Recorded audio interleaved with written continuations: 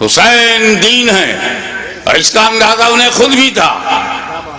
اب میں ایک سوال کرنے جا رہا ہوں، ہزاروں سینکڑوں تقریریں ہو چکی ہیں،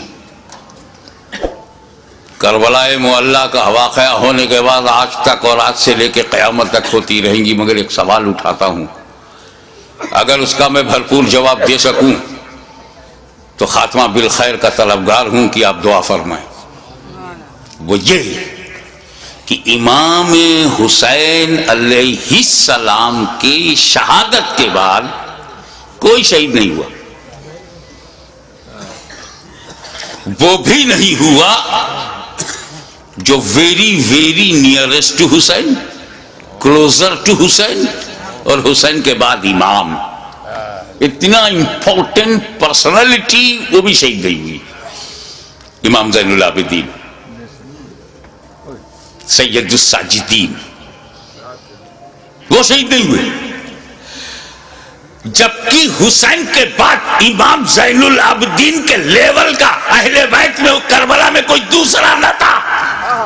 توجہ چاہوں گا، جس امامت پر زین العابدین فائز تھے وہ امامت نہ علی اکبر کے پاس تھی، نہ وہ قاسم کے پاس تھی، نہ عباس علم بردار شاہکار وفا کے پاس تھی، جو امام زین العابدین کے پاس۔ تو حسین کو مارنا امامت کی وجہ سے اگر ضروری تھا تو امام زین العابدین کو اس کے بعد شہید کرنا اور بھی ضروری تھا، لیکن امام حسین کے بعد کسی کا شہید نہ ہونا ثبوت ہے، دلیل ہے کہ اگر امام حسین اور پہلے شہید ہو جاتے تو سب بچ جاتے۔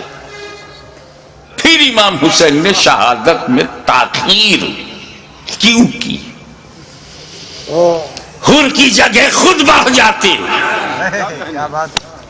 اور امام حسین شہید ہو جاتے، تو جیسے امام حسین کی شہادت کے بعد وقت کا امام شہید نہیں ہوا، یہ بچے بھی شہید نہیں ہوتے، نہ امام حسن کا بیٹا شہید ہوتا، نہ امام حسین کا بیٹا شہید ہوتا۔ پھر امام حسین نے گردن دینے میں تاخیر کیوں کی؟ بالکل آخر میں کیوں اپنی گردن دی؟ اس کا جواب، تم نے تو اہل بیت کو پہچانا ہی نہیں، جیسا سوچتے ہو ویسا ان کو بھی سمجھتے ہو۔ ارے پاک کی اولاد ہے، پاک ہے، پلیت کی سمجھ میں کیسے آئے؟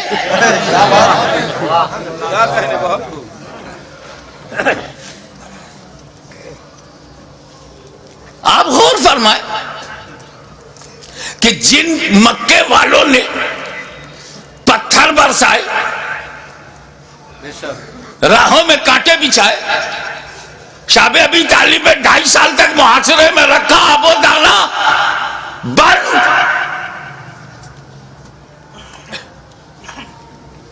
13 سال تک مسلسل ظلم و ستم کا ایک نہ ختم ہونے والا سلسلہ، لیکن 8 سال کے بعد جب مدینے سے مکہ نبی کریم لوٹے ہیں، مکے کی پوری رجم بدل گئی، سارے ظالم، سارے اتیاچاری سامنے کھڑے ہیں، مگر نبی سب پر رحمت کی نظر ڈال رہے ہیں۔ وَأَنْتُمُ الطُّلَقَاءُ، جاؤ تم سب آزاد ہو، میں نے معاف کر دیا۔ ظالموں کو معاف کرنے والی نظر، مزاج، اسی رحمت للعالمین کا یہ نواسا ہے، جس کا رسول رؤوف الرحیم ہے، نہیں چاہتے کہ کوئی بندہ جہنم میں جائے، ان کا نواسا کب چاہے گا؟ دشمن صحیح، مگر یہ جہنم کی تعداد بڑھی تو میرا کیا فائدہ؟ موقع دو سدھرنے کا، موقع دو سنبھلنے کا، اپارچونٹی دو گائیڈنس پانے کا۔ مقصد یہ تھا یزیدیوں تم کسی کو قتل نہ کرو، اسی میں تمہاری بھلائی ہے، اسی میں تمہاری بچت ہے، فلاح ہے۔ بدل دو اپنے ارادے کو، بدل دو اپنے خیالات کو، اہل بیت کے خون سے اپنی تلواروں کی پیاس نہ بجھاؤ۔ خطبہ دیا، سمجھایا، موقع دیا، لیکن محسوس ہوا کہ یہ سب بے شرمی کی انتہا کو پہنچے ہوئے ضدی،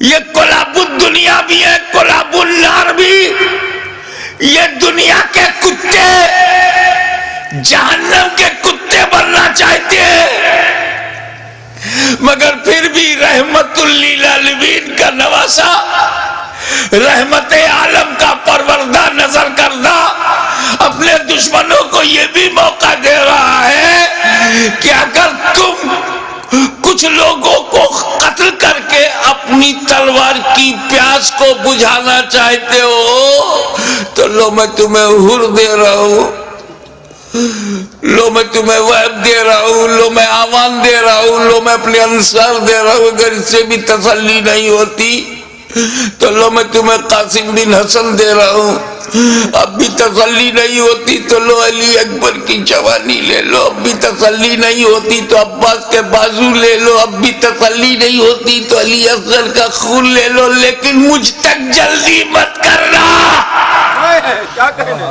میں رحمت عالم کا نواسا ہوں، رحمت بھری نظر سے تمہیں مہلت دے رہا ہوں، مجھے مارنے میں عجلت مت کرنا۔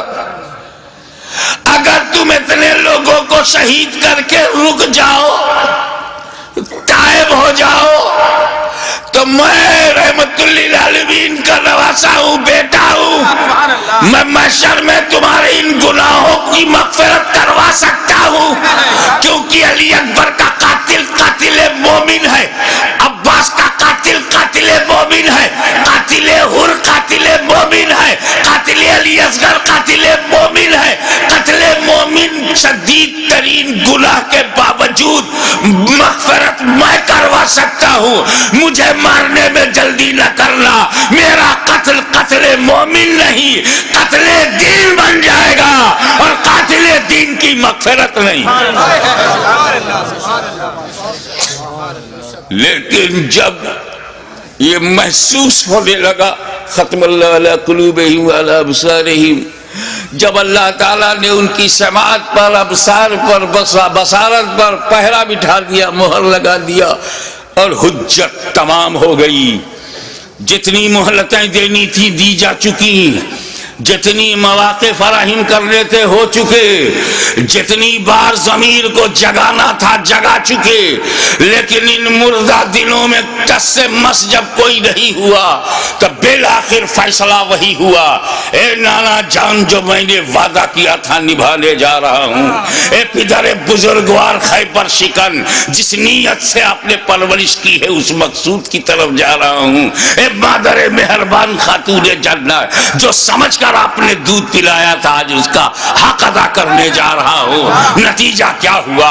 خیمے میں گئے، اپنے والد کا اپنے نانا کا کپڑا لیا، سر پہ امامہ باندھا، اور زیب تن ہو کر دلدل پر بیٹھ کر خاندان کو آخری سلام کر کے میدان کارزار میں حسین اتر پڑے، ایر لگائی۔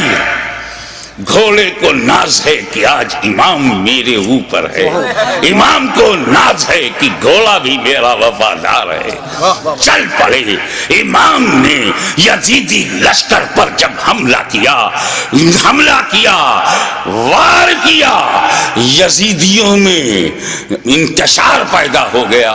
حیدری کچھار کا شیر نر جب بفر کر زیادی بھیڑیوں پر حملہ آور ہوا تو کشتوں کے پشتے لگا دیا، لاشوں کا ڈھیر لگا دیا۔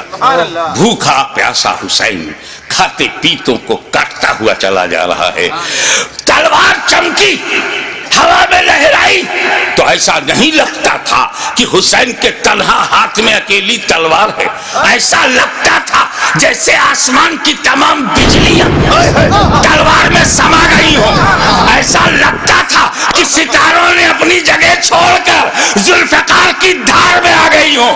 ایسا لگتا تھا کہ آدم کا ہاتھ دعا کے لیے اٹھ گیا ہو. ایسا لگتا تھا کہ نوح کی کشتی اپنے نجات کا رخ دیکھ رہی ہے.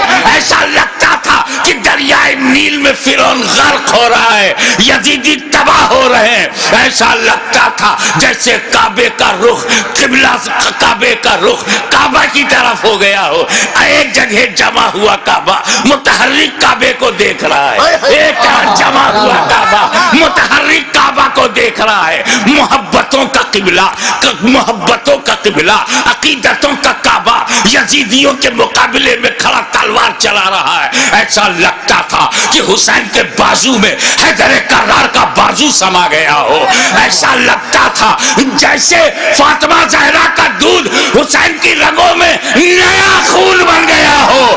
ایسا لگتا تھا, ایسا لگتا تھا, آپ نعرہ بند کیجئے, ایسا لگتا تھا جیسے تمام جنہ انتظار دے رہے ہیں, داد شجاعت دے رہے ہیں, اور ان کی دعاؤں میں فرشتوں کی آمین شامل ہو گئی ہو. ایسا لگتا تھا کہ صداقت سمٹ گئی ہے. ایسا لگتا تھا کہ عدالت نے پکڑ لیا ہے. ایسا لگتا تھا کہ سیادت نے اپنے جلوے دکھا دیے ہیں. ایسا لگتا تھا کہ تنہا حسین میں, تنہا حسین میں جرأت موسیٰ بھی ہے, استقامت ابراہیم بھی ہے, ارادہ اسماعیل بھی ہے. اس وقت سامنے شیطان تھا, اسماعیل کا ارادہ پہاڑ تھا. اس وقت یزیدی فوج ہے, حسین کا ارادہ پہاڑ ہے. تلوار چلتی رہی, تلوار چلتی رہی, کشتوں کے پشتے لگتے رہے, لاشوں کے ڈھیر لگا دیے. اب اس تلوار کو روکا کیسے جائے؟ اس تلوار کا رکنا یزیدی نقطہ نظر سے بہت ضروری تھا. یہ تلوار روکے, یہ تلوار روکے گی تو یزیدی بچیں گے. زیادی بھیڑیوں کو کاٹتے تھے جیسے کوئی گاجر مولی کو کاٹ رہا ہو. میمنہ پر حملہ آور ہوا تو میمنہ صاف ہو گیا. شیر خدا میسرے کی طرف رخ کرتا ہے, میسرہ صاف ہو گیا. یزید کے قلب پر حملہ کرتا ہے, لشکر کا قلب صاف ہو جاتا ہے. اب پریشانی, ابن سعد, ابن زیاد پریشان ہو گئے, شمر ذوالجوشن حیران ہو گیا, خولی مایوس ہو گیا. یا اللہ یہ کیا ہو رہا ہے؟ ایک ہی آدمی سب کی گردنیں کاٹتا چلا جا رہا ہے. کہیں ایسا نہ ہو کہ ایک تاریخ ایسی بن جائے کہ 20,000 کے لشکر جرار کو تنہا ایک آدمی نے شکست دے دیا. اس تلوار کو رکنا چاہیے, یہ تلوار رکنی چاہیے. مگر اس تلوار کو روکا کیسے جائے؟ وہ تلوار جسے بھوک نہ روک سکی, وہ تلوار جسے پیاس نہ روک سکی, وہ تلوار جسے لاشیں نہ روک سکی, وہ تلوار جسے زینب و سکینہ کے معرض خطر میں آ جانے کا اندیشہ نہ روک سکا, وہ تلوار جسے علی اکبر کی لوٹی ہوئی جوانی نہ روکے, وہ تلوار جسے لوٹا ہوا قاسم کا شباب نہ روکے, وہ تلوار جسے عباس علم بردار کے کٹے ہوئے بازو نہ روکے, وہ تلوار جسے معصوم اور شیر خوار بچہ علی اصغر کی موت نہ روک سکے. اس تلوار کو کوئی روک نہیں سکتا. زمین بھی تائید میں ہے, آسمان بھی حمایت میں ہے, فضا بھی مددگار ہے. اس تلوار کو کوئی روک نہیں سکتا. وہ تلوار جو بھوک سے نہ رکے, پیاس سے نہ رکے, قتل سے نہ رکے, خیموں میں لاشیں لے جانے سے نہ رکے. اچانک وہ تلوار رک گئی, وہ تلوار رک گئی. بس یہی نازک سا موڑ ہے. وہ تلوار رک گئی, بھوک سے نہیں, پیاس سے نہیں, شہیدوں کی شہادت سے نہیں, بہو بیٹیوں اور بہنوں کے خطرے میں جانے کے اندیشے سے نہیں رکی. وہ تلوار اس لیے رک گئی کہ نماز کا وقت ہو گیا. سبحان اللہ, نماز کا وقت ہو گیا. اتر پڑے زخمی, تیروں سے بدن چھلی, نیزوں کی مار. علی کا ایک شیر ان جنگلی کتوں میں گھر گیا. آپ جانتے ہیں واقعی ایک شیر ہو, اس کو 2000 کتے گھیر لے, کن کن کتوں کو مارے، زخموں سے چور، ہر بدن کے ہر حصے سے لہو. یہ کیسا وضو ہے میرے امام؟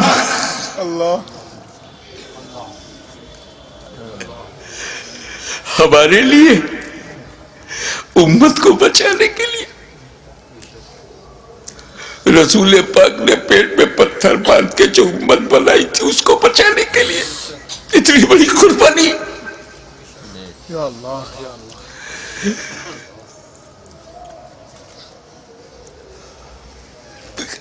زمین پر گرے سجدے میں.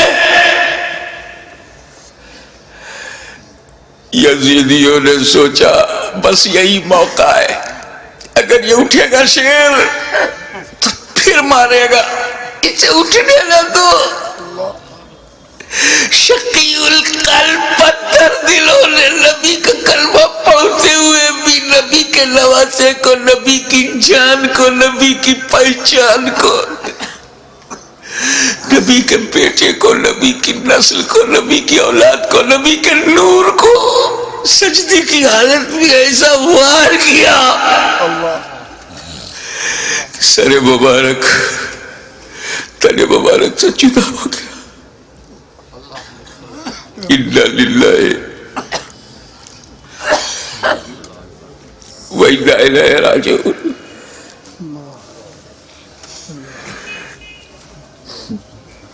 کٹ گیا، گردن کٹ گئی. سنی مسلمانوں، گردن کٹ گئی. کون سی گردن؟ جس کو تمہارا ہمارا نبی چوما کرتا تھا، کٹ گئی. کعبے کے ایک پتھر کو میرے نبی نے ایک بار چوما، حجر اسود کو قیامت تک لوگ چومیں گے، مگر حسین کے گلے کو تو نبی نے بار بار چوما تھا، بار بار چوما تھا.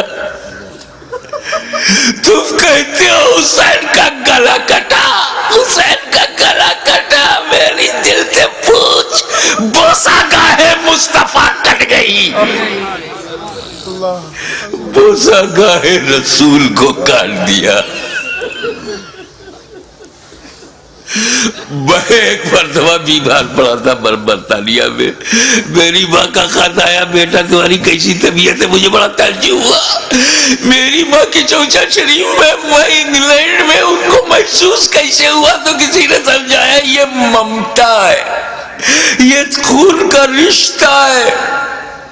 تو بیمار پڑ گیا تھا، سمندر پار خون کے رشتے نے ماں کے دل میں احساس ڈالا. ارے جب ماں بیٹے میں احساس کا یہ رشتہ ہوتا ہے تو جب حسین کا گلا کٹا ہوگا تو لب مصطفیٰ پہ کیا گزری ہوگی.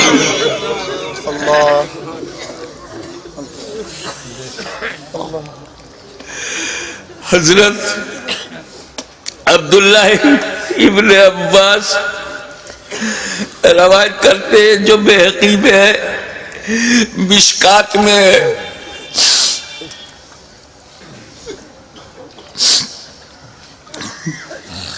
کہ ام المومنین ام سلمہ نے خواب میں دیکھا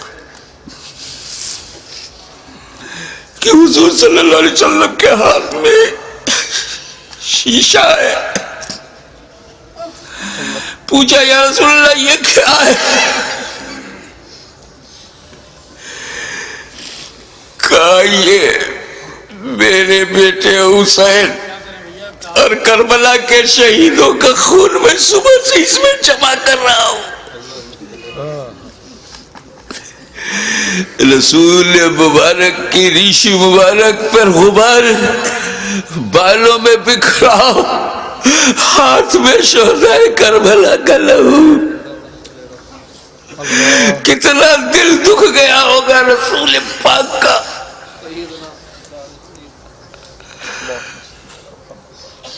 سر کٹا، کیسے بولوں، نہیں کہہ پا رہا ہوں. کسی اور گھر کا واقعہ ہوتا تو میں تفصیل سے بیان کرتا ہے۔ یہ غم تو میرے اپنے خاندان کا غم ہے، یہ تو اہل بیت کی آزمائش کا۔ بس یوں سمجھو کہ نیزے پہ اس سر کو اٹھایا ظالموں نے، ارے نیزے پہ اٹھانے کا مطلب کچھ سمجھ میں آیا؟ گردن کٹ گئی، نیزے کو رکھا گا اس گلی میں جس سے رسول پاک کا لعاب دہن گزرا تھا، وہ گلا جس سے خاتون جنت کا جنتی دودھ گزرا تھا، جس پر علی مرتضیٰ کے دیے ہوئے لقمے گزرے تھے۔ امام علی مقام کے گلے میں وہ گلا کٹا ہوا دیکھا ہوگا نا، جب گلا کٹتا ہے تو ایک اسی میں ڈال دیا۔ ارے جسے نبی چومتے تھے اس پہ تم نے نوکے نیزا، یزیدیوں تم نے کل بھی حسین کو ستایا تھا، آج بھی ستا رہے ہو۔ فرق یہ ہے کہ کل نوکے نیزا سے تکلیف پہنچائی تھی، آج اپنی تقریروں میں نوکے زبان سے تکلیف پہنچا رہے ہو، نوکے قلم سے تکلیف پہنچا رہے ہو۔ یاد رکھو حسین نے امت کو اسی لیے بچایا ہے کہ ساری زندگی امت حسین پر قربان ہوتی رہے گی، حسین پر ہم اپنی جان دیتے رہیں گے۔ نیزے پہ اٹھا لیا، یہ تو ہندوستان کا کوئی اتیاچاری بھی نہیں کرتا، نیزے پہ اٹھا لیا، حسین کے سر مبارک کو لو کے نیزہ پہ رکھ کر اٹھا دیا، جلوس نکالا، لو کے نیزہ پہ بلند کر دیا امام کا سر، اور وہیں سے میرا امام اپنے غلاموں کو آخری درس دے رہا ہے۔ اے میرے غلاموں دیکھو، یزیدیوں کی بھیڑ میں، یزیدیوں کے لشکر میں تیرا امام کا سر اوپر ہے، تیرے امام کا سر اوپر ہے، تیرے امام کا سر بلند ہے، یعنی جن کا سر کٹا نہیں ان کا سر نیچے ہے، جس کا کٹ گیا وہ سر بلند ہے۔ تبھی تو غریب نواز نے کہا سرداد نداد دست در دست یزید حقا کی بنائے لا الہ حسین۔ وآخر دعوانا الحمدللہ رب العالمین۔